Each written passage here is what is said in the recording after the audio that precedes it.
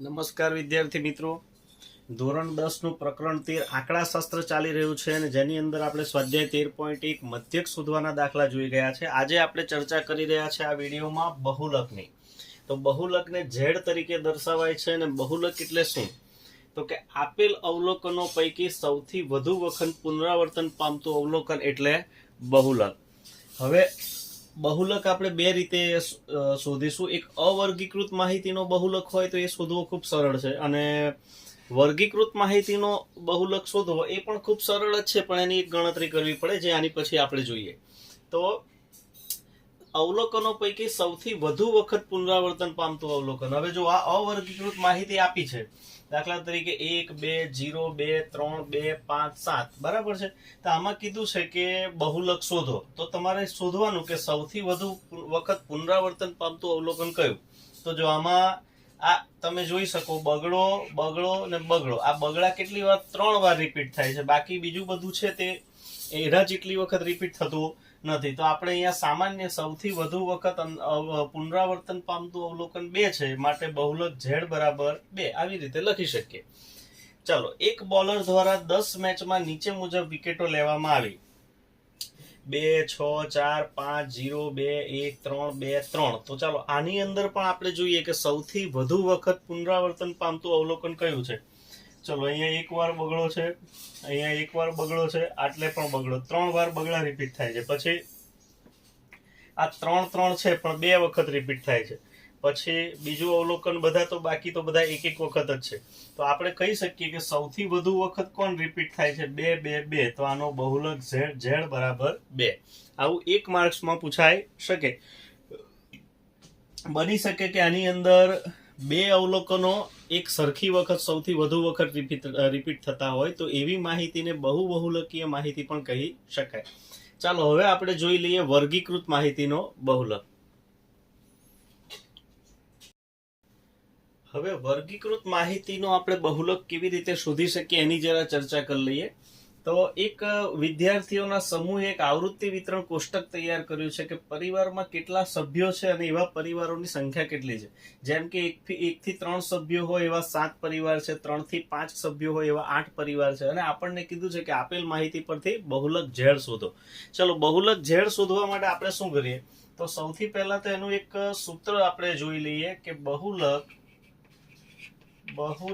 Z બરાબર, એનું સૂત્ર છે L પ્લસ કૌંસમાં F1 માઇનસ F0 ના છેદમાં કૌંસમાં 2F1 minus F0 minus F2 ગુણ્યા H.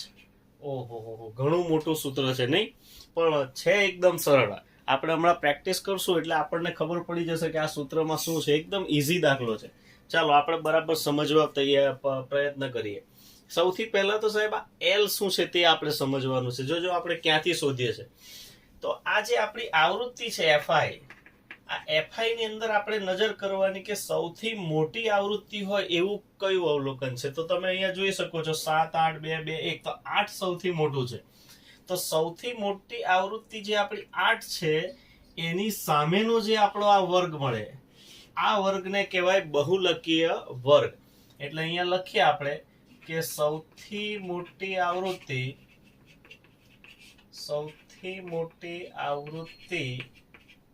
8 છે, માટે બહુલકીય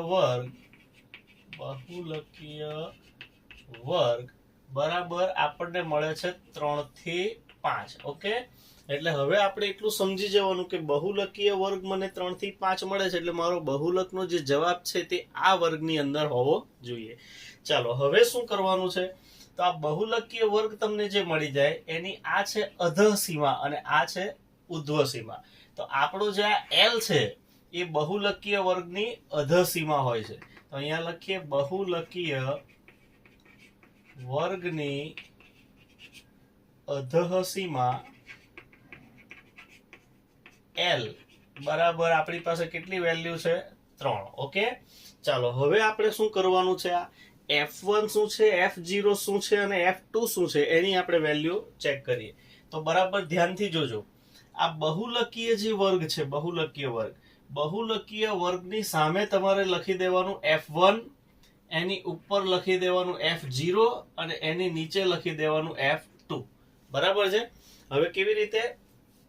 તો કે F1 એટલે બહુલકીય વર્ગની આવૃત્તિ. બરાબર, ધ્યાનથી જોજો. F0 એટલે બહુલકીય વર્ગના આગળના વર્ગની આવૃત્તિ અને F2 એટલે બહુલકીય વર્ગના પછીના વર્ગની આવૃત્તિ. એટલે આપણે શું કરશું? જ્યાં બહુલકીય વર્ગ મળે એની સામે F1 લખી દેવાનું, એની ઉપર F0 ને એની નીચે F2. તો આપણને અહીંયા બધું જ મળી જાય છે કે F0 બરાબર આપણી વેલ્યુ મળી ગઈ 7, F1 બરાબર આપણી વેલ્યુ મળી ગઈ 8, F2 બરાબર આપણને વેલ્યુ મળી ગઈ 2. ઓકે, અને હવે સૂત્રમાં બાકી છે એક H. તો H બરાબર, એ તો આપણે મધ્યકમાં પણ જોયું તો વર્ગ લંબાઈ. 3 ને 2 5 ને 2 7 ને 2 9, 2 ઉમેરાતા જાય છે તો વર્ગ લંબાઈ આપણને મળી ગઈ 2. તો આપણું મોસ્ટ ઓફ કામ અહીંયા પૂરું થઈ ગયું છે. આ બરાબર સમજવાની જરૂર છે. F1 એટલે બહુલકીય વર્ગની આવૃત્તિ, F0 એટલે બહુલકીય વર્ગના આગળના વર્ગની આવૃત્તિ અને F2 એટલે બહુલકીય વર્ગના પછીના વર્ગની આવૃત્તિ. બસ, હવે તો આપણે ખાલી સૂત્રમાં કિંમતો મૂકવાની અને સાદું રૂપ આપવાનું.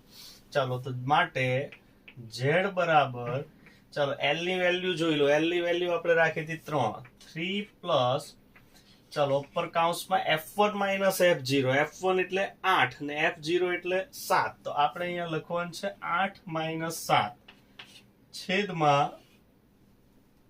કૌંસમાં છે 2F1. તો 2 કૌંસમાં F1 એટલે 8 માઇનસ F0 એટલે 7 અને પાછું માઇનસ F2 એટલે 2 ગુણ્યા H. H ની વેલ્યુ છે આપણી પાસે 2. ઓકે, કિંમતો બધી મુકાઈ ગઈ. ચાલો, હવે આ 3 ને હમણાં છેડવાના નહીં. 3 પ્લસ, ચલો 8 માંથી 7 જાય તો 1 છેદમાં આમાં શું થશે? તો કે સાહેબ આ ગુણાકારનો સંબંધ છે. 8 દુ 16 અને પેલા માઇનસ માઇનસ ભેગા થઈને થઈ જાય -9. 7 ને 2 9 ગુણ્યા 2. ચાલો, હવે 3 પ્લસ, આ તો આખો ગુણાકાર છે, 2 એકા 2 અને છેદમાં 16 માંથી 9 જાય તો 7. ઓકે, હવે શું કરીશું આપણે? 3 પ્લસ, ચાલો 3 પ્લસ આપણે 2/7 કરીએ બાજુમાં, તો 2 ડિવાઇડેડ બાય 7. ચાલો ઘડીઓ 7 થી તો ચાલુ નહીં થાય. 0 પોઈન્ટ અહીંયા મૂકી દીધું 0. હવે 7 દુ 14, 7 તાલી 21 વધી જાય. 7 દુ 14, આપણી પાસે વધ્યા 6, પાછું મૂકી દીધું મીંડું. 7 8 56, અહીંયા વધ્યા પાછા 4, મૂકી દીધું મીંડું. 7 5 35, આપણે મૂકી દીધા 5. આ દાખલો ચાલ્યા જ કરશે. તો આપણે શું કરવાનું? 2 દશાંશ સ્થળ સુધી કિંમત લેવાની. ત્રીજી દશાંશ સ્થળમાં જો 5 કે 5 થી વધારે હોય તો આપણે એના આગળના દશાંશ સ્થળમાં એક આંકડો વધારી દેવાનો. તો આપણે અહીંયા લખી શકીએ 0.29. હવે આપણે સરવાળો કરીએ. આનો સરવાળો કેવી રીતે કરતા શીખ્યો છે? શું કરવાનું? 3.00 પ્લસ પોઈન્ટ નીચે પોઈન્ટ 0.29. હા, તો આપણી પાસે ભેગું થઈને જવાબ આવશે 3.29. Z બહુલક બરાબર આપણને મળે છે 3.29. તો આપણે જો નક્કી કર્યું હતું કે આપણો બહુલકીય વર્ગ 3 થી 5 છે, તો આપણો જવાબ પણ 3.29, જે 3 અને 5 ની વચ્ચે છે. તો આ રીતે આપણે બહુલક શોધી શકીએ. Thank you.